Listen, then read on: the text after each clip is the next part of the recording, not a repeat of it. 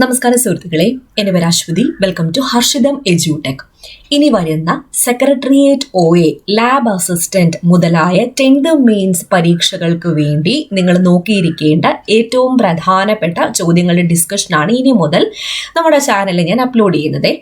Okay, അപ്പോൾ start ചെയ്യാം. നമ്മുടെ ടെലഗ്രാം ചാനൽ ജോയിൻ ചെയ്യാത്തവരുണ്ടോ? ഉണ്ടെങ്കിൽ ഫസ്റ്റ് കമൻറ്റ് ഒന്ന് ചെക്ക് ചെയ്തേക്കാം. ലിങ്ക് ഞാൻ പിൻ ചെയ്ത് വെച്ചിട്ടുണ്ട്. തുടങ്ങിയാലോ? ആദ്യത്തെ ചോദ്യം, ലിസ്റ്റ് 1നെ ലിസ്റ്റ് 2മായി ചേരുംപടി ചേർക്കുക. താഴെ നൽകിയിരിക്കുന്ന കോഡിന്റെ സഹായത്തോടെ ശരിയായ ഉത്തരം തിരഞ്ഞെടുക്കുക. അപ്പോൾ ഇവിടെ നോക്കാം. ഡോക്ടർ പൽപ്പു ഏതുമായി ബന്ധപ്പെട്ടിരിക്കുന്നു? ഈഴവ മെമ്മോറിയലുമായി ബന്ധപ്പെട്ടിരിക്കുന്നു. Barrister GP പിള്ളയോ? മലയാളി മെമ്മോറിയലുമായി ബന്ധപ്പെട്ടിരിക്കുന്നു. വൈകുണ്ഠ സ്വാമികൾ പന്തി ഭോജനം, ശരിക്കും സമപന്തി ഭോജനമാണ് വരേണ്ടത്. സഹോദരൻ അയ്യപ്പൻ മിശ്ര ഭോജനവുമായി ബന്ധപ്പെട്ടിരിക്കുന്നു. അപ്പോൾ ശരിയായ ഉത്തരം ഏതാണ്?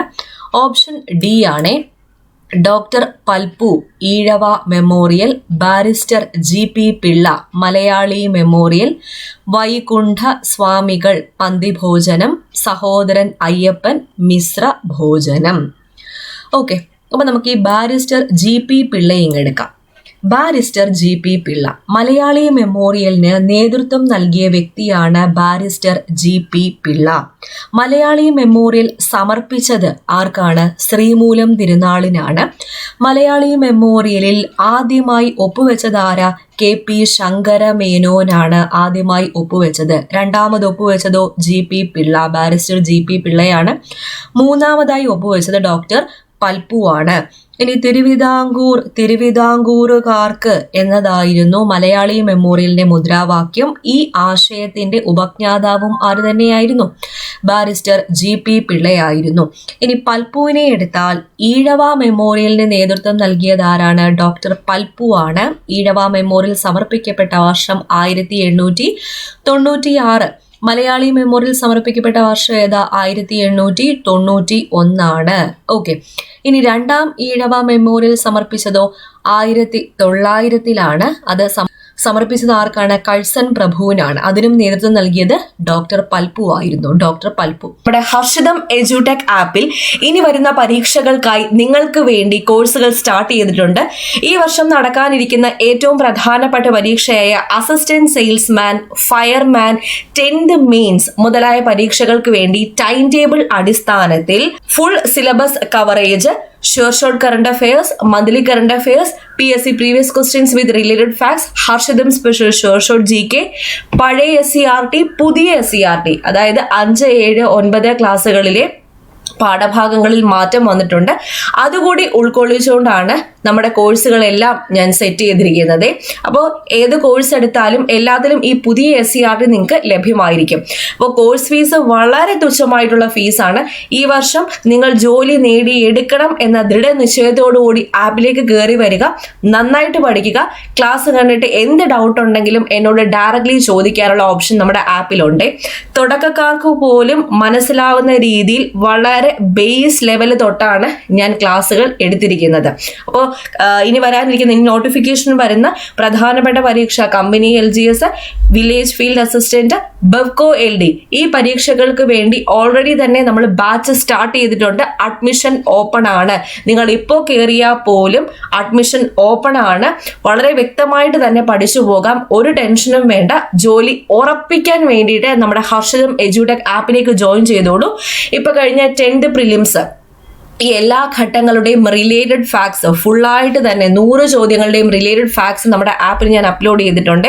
അതുപോലെ കഴിഞ്ഞ LDC, LGS, അതുപോലെ വേറെയും കുറേ പരീക്ഷകളുടെ റിലേറ്റഡ് ഫാക്ട്സ് ഞാൻ ആപ്പിൽ ഡീറ്റെയിൽ ആയിട്ട് തന്നെ അപ്ലോഡ് ചെയ്തിട്ടുണ്ട്. അതുപോലെ ഇംഗ്ലീഷിന്റെ separate related facts, science, Malayalam എല്ലാത്തിൻ്റെയും റിലേറ്റഡ് ഫാക്ട്സ് നമ്മുടെ ആപ്പിൽ അവൈലബിൾ ആണ്. റിലേറ്റഡ് ഫാക്ട്സ് കണ്ടാൽ തന്നെ ഒരു 50% മാർക്ക് നമുക്ക് അതിൽ നിന്ന് തന്നെ കിട്ടും. ഓക്കെ, അപ്പോൾ ഒരു ടെൻഷനും അടിക്കേണ്ട.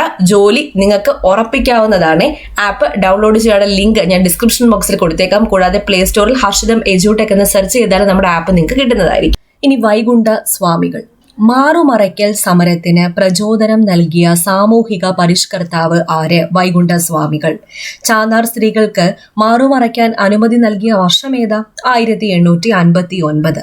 ആരാണ് ചാന്നാർ സ്ത്രീകൾക്ക് മാറുമറയ്ക്കാൻ അനുമതി നൽകിക്കൊണ്ട് വിളംബരം പുറപ്പെടുവിച്ച തിരുവിതാംകൂർ ഭരണാധികാരി?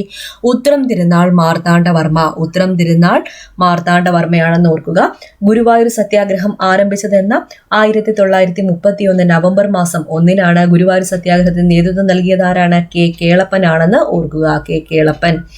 ഇനി തിരുവിതാംകൂറിൽ സർ CP രാമസ്വാമി അയ്യരുടെ ഭരണപരിഷ്കാരങ്ങൾക്കെതിരെ 1946 നടന്ന സംഭവം ഏതാണ്? പുന്നപ്ര വയലാർ സമരമാണ്. പുന്നപ്ര വയലാർ സമരം. അടുത്ത ചോദ്യത്തിലേക്ക് പോയാലോ? താഴെ പറയുന്നവയിൽ ഏതാണ് 1986 പുതിയ വിദ്യാഭ്യാസ നയത്തിന്റെ പ്രത്യേക സവിശേഷതകൾ? ഏതൊക്കെയാ?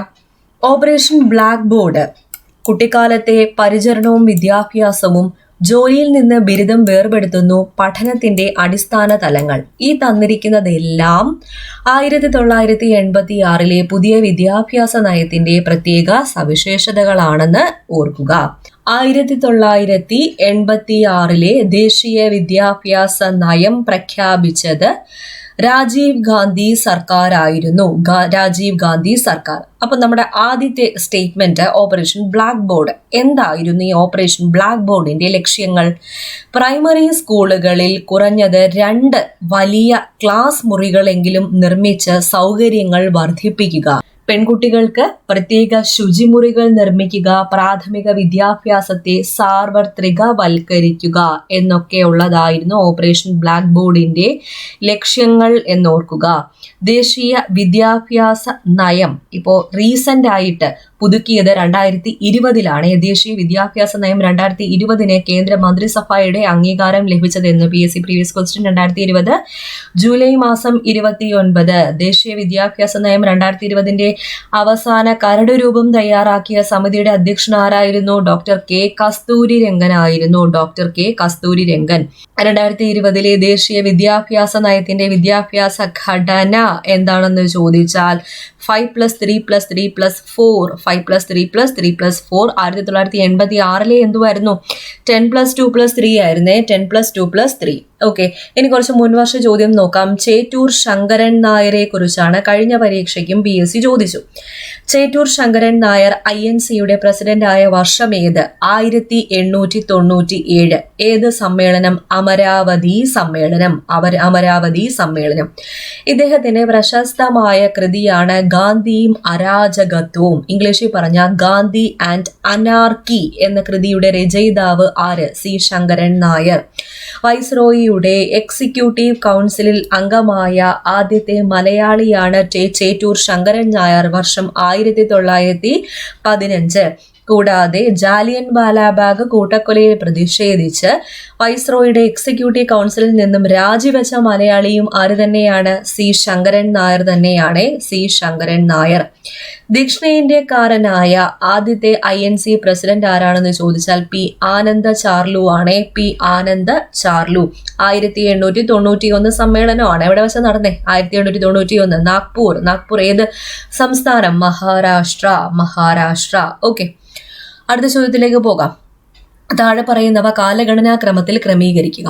അപ്പോൾ ഇവിടെ തന്നിരിക്കുന്നതിൽ ആദ്യം നടന്ന സംഭവം ഏത്? ചമ്പാരൻ സത്യാഗ്രഹമാണ്. വർഷം 1917.